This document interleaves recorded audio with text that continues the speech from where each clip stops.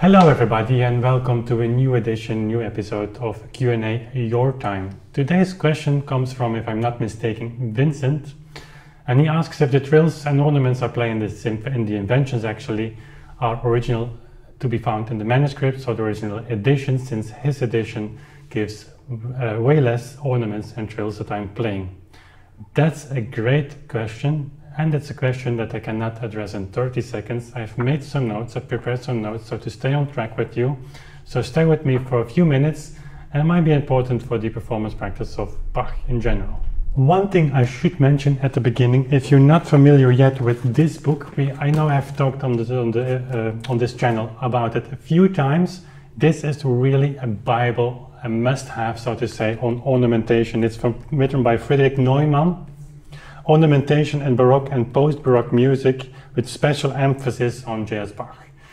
It's still available, it's not cheap, but if you look around for a while you can find it second-hand, surely at reasonable prices. Really, if you are interested in ornamentation on Bach, this is the book you should have, maybe even before reading original sources.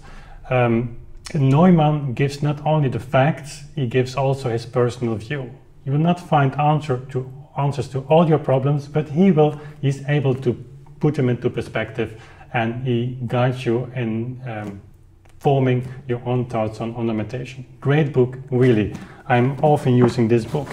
First, we must consider that in the early 18th century the situation was different than at the end of the 18th century. So publications in Bach's time they were possible, obviously, but they were very expensive, so not all music was published. Bach himself published some of his works, in, for instance, the famous row of Klavierübung, 4 great and big parts of music, which he was his own publishing house for, actually. He was his own publisher, so to say. So that's, of course, a different situation than compared to the manuscripts and copies we have with no printed edition.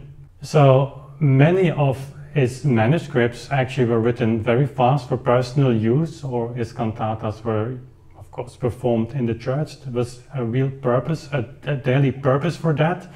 And the purpose was not like, for instance, Mozart or C.P.E. Bach later in the 18th century composed music not only for daily use, but also really with a clear purpose of publishing. So it was a different perspective than J.S.Bach had, where many manuscripts served in daily practice, daily performance practice. So if only Bach had known the possibility of publishing works as his son C.P.E. Bach knew, and certainly Mozart just didn't use those 2 names,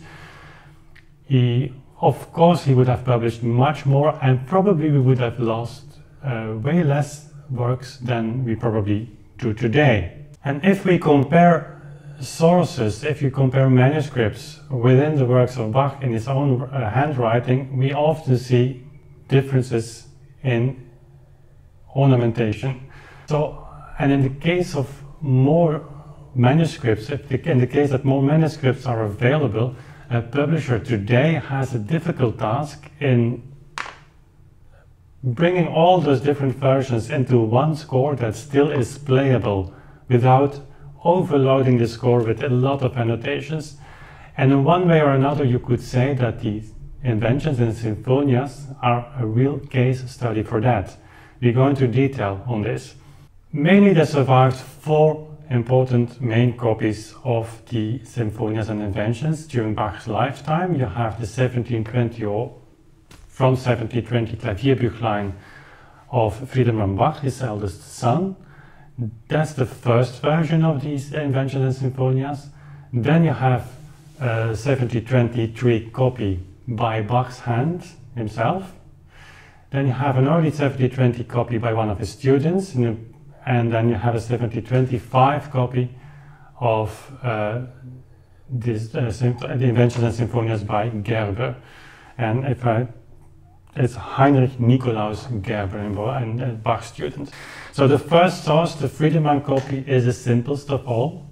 There are only few ornaments in that. The 73 copy is based on that version, obviously, but to complicate things, there is, in that important copy of the Sinfonias and Inventions, are added ornaments in a different ink.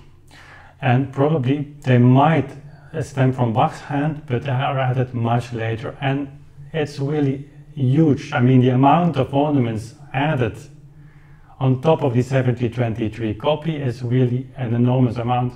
For instance, in the E-flat major invention, there are added more than 30 mordents, so to say, and more than 10 trills. So that's really a lot if you know that these pieces are really short. So the differences only in that important manuscripts are huge. Then you have the other copies made by students, which are based on the 1723 copy of Bach himself, but also there you have several layers of additions.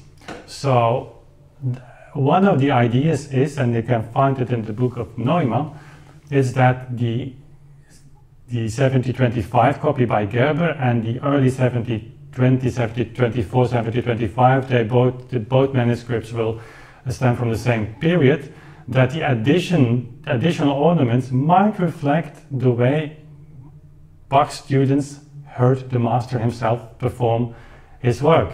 So it's really important to have a close look at, but we don't know, and even there are differences.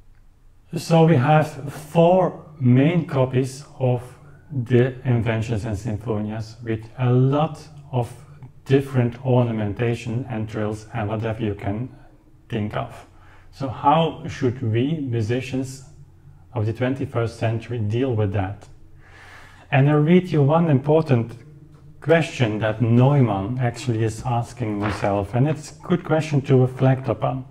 He writes, such documents raise the following questions. Do the earlier versions represent an incomplete notation in analogy to cantata scores? And did Bach never intend to have them rendered without additional graces of the kinds shown later? If the answer were in the affirmative, it would imply that other works of comparatively modest level of embellishment were equally in need of additions. Such a conclusion would add a new dimension to the ornamental problem in Bach's music. He gives a conclusion to that, and I feel the same in a way that we should consider all those possibilities and all those manuscripts as possibilities of performances. And if I talk for myself, certainly in the Sinfonias and the Inventions, that's my stand. I've done afterthoughts on the Inventions. If you are aware, I'm doing now live sessions every Sunday evening on the Sinfonias. And if you follow that, you will know that actually some, if not many, of the ornaments, I sometimes don't like them and just leave them out. It is, certainly in the 1723 manuscript, it might have additional ornaments by Bach himself. I sometimes think it's overloaded. It's more like a theoretical afterthought than really a practical performance. So I just leave some ornaments out. And more than that, it depends also on the instrument you play on. Some instruments allow very easy to make ornaments. Some have, it's more difficult, and it depends also on your, and if I speak for myself, on my personal conditions, so to say, physical conditions. Sometimes the hand feels just right to add more ornaments. It's a kind of warm feeling, I cannot describe it, but so if you feel up to, I feel up to, I will add ornaments, and otherwise I will leave them out. Having said this, for the Sinfonias and the Inventions is different maybe than for the partitas, where we have the printed score. And so to come as close to the idea of Bach, it's an open question, because even there you have mistakes, you have misprints that you have to correct, but there is, that's up to your interpretation. And even there the question raises if that would be Bach's final stand on the partitas. Probably he has given it a very thorough thought before he printed those works. But even then, did he play it always in the same way, or did he change from time to time? And second question, if it is up to us to make decisions, a printed score like we have from the partitas. We don't have that from the Sinfonias and Inventions, so the case is different. And final point I want to make is that we might reconsider the fact that all this music of the great masters that's preserved to us today and presented to us today, we sometimes treat it as untouchable, and by doing that, maybe take it a little bit more out of the context than we really would like to do. Putting it back into the context opens again the question that Neumann asked: what was the daily practice in Bach's life? And maybe there is still a lot to be researched on, or just implemented in our daily performances, that if we just don't like that one trill, but we like it on another place, and it is within the context of the time, why not? Having said this, it should not open the door, and certainly not for us players, and we like to label ourselves on our foreheads with the label HIP, Historically Informed Performances, that it should not open the door to do anything we want or anything we like. It requires a really thorough study of the ornamentation, which is really, really complicated. But at the end, you have to make your own decisions.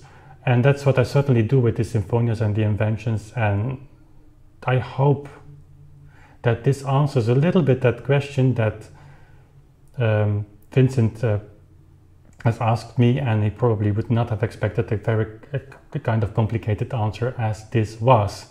So anyway, I hope this was beneficial to you. You open some ideas and some reflections, and let me know what you think about that. Let me also know if you have other questions. And we try to do this Q&A session every week. Things will change on the channel next year, but more on that later. If you enjoyed this video, as always, thanks for subscribing and sharing this video with your friends. You know, since a few months, Authentic Sound is on Patreon. That's a website where you can support the project we're doing. With even $3 a month, you could make a huge difference. Thank you all for that, in the first place, for being here with me and supporting the channel by watching to the videos. See you next time. Bye.